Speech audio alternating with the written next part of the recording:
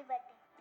प्रधानमंत्री नरेंद्र मोदी के तीसरे कार्यकाल के 100 दिन पूरे हो गए हैं। इस दौरान सरकार ने कई महत्वपूर्ण परियोजनाओं को मंजूरी दी। इनमें लखपति दीदी योजना, बुनियादी ढांचा विकास, कृषि सुधार और आपदा प्रबंधन से जुड़े फैसले शामिल हैं। इन परियोजनाओं का उद्देश्य रोजगार सृजन और आर्थिक विकास को बढ़ावा देना है। प्रधानमंत्री नरेंद्र मोदी सरकार ने तीसरे कार्यकाल के 100 दिन पूरे होने पर कहा कि उनके तीसरे कार्यकाल के पहले 100 दिन सभी के लिए प्रभावशाली विकास लेकर आए हैं। उन्होंने कहा कि इस दौरान कई महत्वपूर्ण निर्णय लिए गए। इन निर्णयों ने लोगों के जीवन पर सकारात्मक असर डाला है और 2047 तक विकसित भारत के लिए एक मजबूत नींव रखी है। 100 दिन के इन निर्णयों में देश के हर नागरिक, हर परिवार, हर वर्ग के कल्याण की गारंटी पक्की हो गई है। इन 100 दिनों में 15 लाख करोड़ रुपए से ज्यादा योजनाओं पर काम शुरू हुआ है। चुनाव के दौरान मैंने 3 करोड़ नए घर बनाने की गारंटी देश को दी थी। इस गारंटी पर तेजी से काम हो रहा है। आज यहां इस कार्यक्रम में भी गुजरात के हजारों परिवारों को पक्का घर मिला है। कल मैं झारखंड में था, वहां भी हजारों परिवारों को घर दिए गए हैं।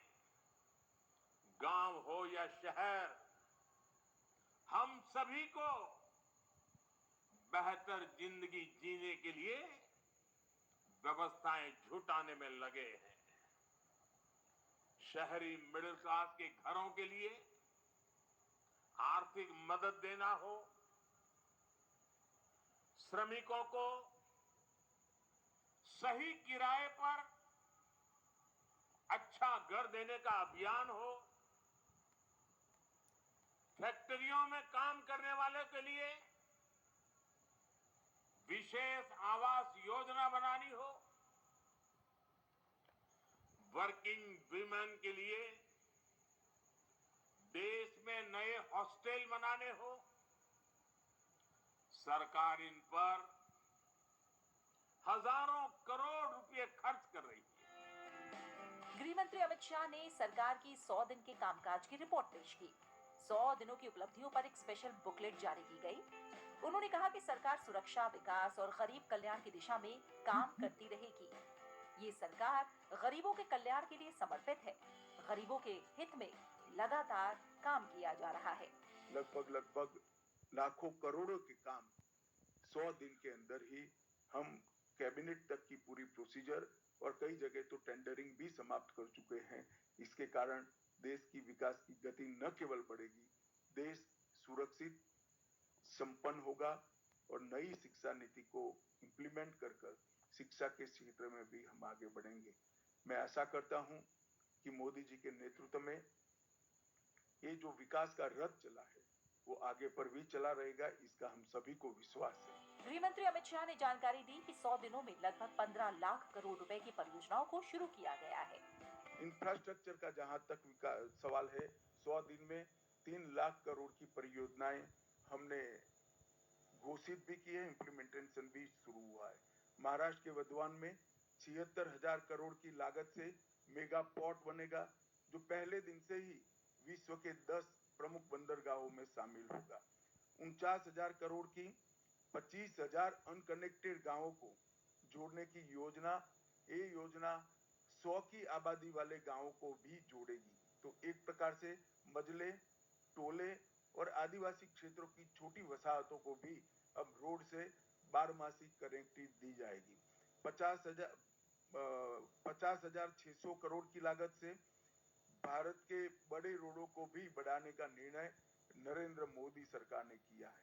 वाराणसी में लाल बहादुर शास्त्री इंटरनेशनल एयरपोर्ट, पश्चिम बंगाल में बागडोगरा, बिहार में बिहटा में उन्नयन और अगत्ती और मिनीकोय में नवी हवाई पट्टी बनाकर पर्यटन को बढ़ावा देने के लिए आगे बढ़े हैं। बेंगलोर मेट्रो के phase 3, Pune metro, Thane integral ring metro और कई सारे मेट्रो के प्रोजेक्ट भी हमने इस 100 दिन में आगे बढ़ा है। गृह मंत्री अमित शाह ने कहा कि सरकार ने किसानों की बेहतरी और कृषि को बढ़ावा देने के लिए भी कई अहम फैसले लिए हैं। खरीफ फसलों का एमएसपी बढ़ाया गया है। मैं एमएसपी पर जरूर कहना चाहूंगा कि आप लोग भी आंकड़ों का अध्ययन करिएगा। यूपीए सरकार और कांग्रेस की राज्य सरकारों से कई गुना ज्यादा एमएसपी की खरीदी भारतीय जनता पार्टी की नरेंद्र मोदी सरकार ने की है, हमारी एनडीए सरकार ने की है। यही बताता है कि सरकार किसानों के हितों को समर्पित है। मक्के से इथेनॉल के उत्पादन के लिए सहकारी चीनी मिलों के इथेनॉल उत्पादक इकाइयों का मल्टीफीड इथेनॉल इकाइयों में रूपांतरण किया गया है। अब वो न केवल गन्ने के रस से मक्के से भी इथेनॉल उत्पादन कर पाएंगे। तो जिस वक्त देश में चीनी की जरूरत होगी तब गन्ने का रस का उपयोग नहीं होगा, मक्के का उपयोग होगा, और चीनी ज्यादा होगी तब चीनी के रस से इथेनॉल बनेगा। हमने प्याज और बासमती चावल की न्यूनतम निर्यात मूल्य एमईपी को हटा दिया गया है। प्याज पर निर्यात शुल्क 40% से 20% करा है और एग्रीश्योर नाम का एक नया फंड लॉन्च करने का भी हमने काम किया है। गृह मंत्री अमित शाह ने कहा कि युवाओं के लिए 2 लाख करोड़ रुपए के पीएम पैकेज की घोषणा की गई है। 5 साल में 4 करोड़ 10 लाख युवाओं को इसका लाभ पहुंचने वाला है। सशक्त युवा ये किसी भी देश के विकास की प्राथमिक शर्त है। 2 लाख करोड़ के पीएम पैकेज की घोषणा हमने की है, जो 5 साल में 4 करोड़ 10 लाख युवाओं को इसका लाभ पहुंचने वाला है। 1 करोड़ युवाओं को टॉप कंपनी में इंटर्नशिप के अवसर, अलाउंस और एक मुफ्त सहायता राशि देने का भी निर्णय हमारी सरकार ने किया है। केंद्र सरकार ने भी लगभग कई हजार नियुक्तियों की घोषणा की है। कैपिटल एक्सपेंडिचर को बढ़ाकर 11,11,000 करोड़ तक पहुंचाना ये अपने आप में एक मील का पत्थर है। इससे कई युवाओं को रोजगारी के नए अवसर पैदा होंगे और हमारा इंफ्रास्ट्रक्चर भी मजबूत होगा। पीएलआई स्कीम और 12 इंडस्ट्रियल जोन के विकास से भी तजज्ञ युवाओं की नौकरियों का सृजन होगा। स्टार्टअप और एमएसएमई के लिए जो वित्तीय प्रोत्साहन हमने दिया है वो भी युवाओं के लिए कारगर साबित होने वाला है। दीनदयाल अंत्योदय योजना के तहत 10 करोड़ से अधिक महिलाओं को संगठित कर 90 लाख से अधिक स्वयं सहायता जूथ बनाए गए हैं और लखपति दीदी योजना के तहत 11 लाख नई लखपति दीदियों को ये 100 दिन में प्रमाण पत्र दिया गया है। 1 करोड़ से अधिक लखपति दीदियां प्रतिवर्ष 1 लाख रुपया सालाना कमाई कर रही है। ये महिलाओं के लिए 1 लाख का राशि एक स्वप्न माना जाता था, आज वो स्वमान के साथ अपना जीवन जी रही। इसके साथ पर्यटन दीदियों जो गाइड का काम करेगी, पर्यटन मित्रों और ड्रोन दीदी के माध्यम से सेल्फ हेल्प ग्रुप और युवाओं को पर्यटन से जोड़ने का काम भी हमने किया है। प्रधानमंत्री जनजातीय उन्नत ग्राम अभियान, इसके तहत 63,000 जनजातीय गांवों का पूर्ण विकास किया जाएगा, जिससे 5 करोड़ आदिवासियों की आर्थिक स्थिति में सुधार आएगा। ये योजना के तहत गांव को प्राथमिक जरूरियातों से और प्राथमिक सुविधाओं से संपूर्ण युक्त किया जाएगा। गृह मंत्री ने 10 सालों की उपलब्धियों का जिक्र करते हुए कहा कि देश की बाहरी और आंतरिक सुरक्षा प्रणाली को मजबूत बनाकर भारत को सुरक्षित बनाने में मोदी सरकार ने एक बहुत बड़ी उपलब्धि हासिल की है। आजादी के बाद पहली बार दुनिया ने भारत की रीढ़ की हड्डी वाली विदेश नीति देखी है।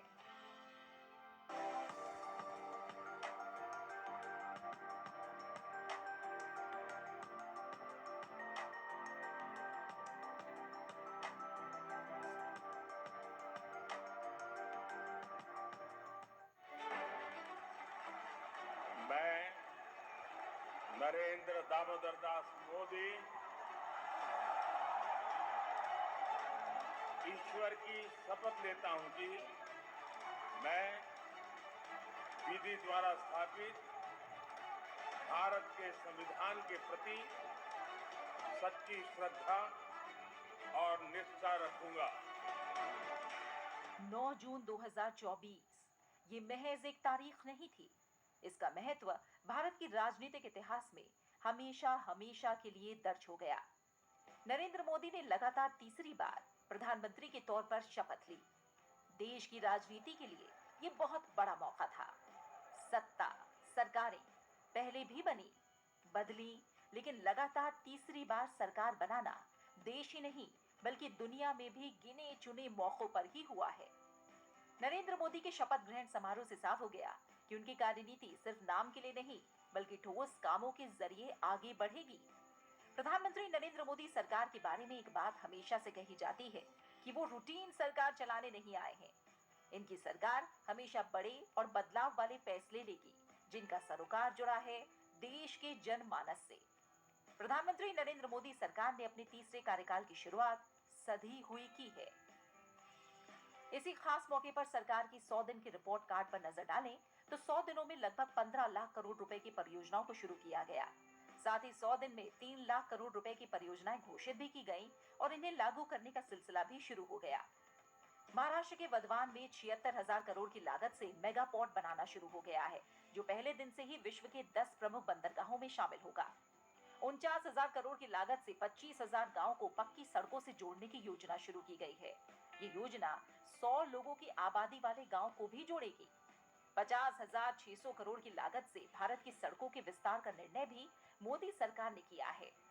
वाराणसी में लाल बहादुर शास्त्री अंतर्राष्ट्रीय हवाई अड्डा, पश्चिम बंगाल में बागडोगरा, बिहार में बिहटा एयरपोर्ट का उन्नयन किया जा रहा है।